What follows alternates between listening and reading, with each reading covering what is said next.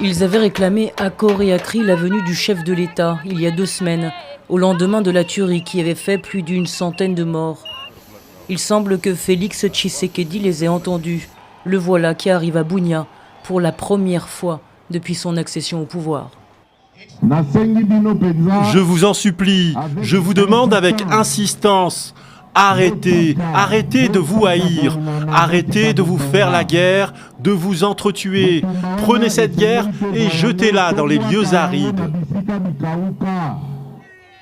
Les flambées de violence avec leur lot de massacres ont ressurgi dans la province en avril dernier. Des dizaines de morts et près de 300 000 déplacés depuis le mois de juin dans les territoires de Djougou et Mahagi. La communauté Emma en est la principale cible. Nous voulons que le président implante le tribunal spécial pour l'Ituri pour mettre fin, pour juger tous ces gens qui commettent les crimes en Djougou.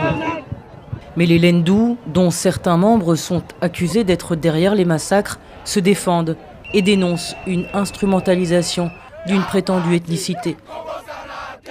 Il y a des gens qui cherchent à imputer, à amener la guerre en Ituri, à passer à travers les communautés. Et toutes les communautés de l'Ituri unies savent bien que la communauté Lendou et la communauté Hema vivent la paix. Il n'y a pas une guerre entre les deux communautés.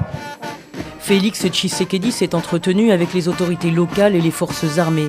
Il a annoncé des opérations militaires de grande envergure dans les territoires de Djougou et Mahagi.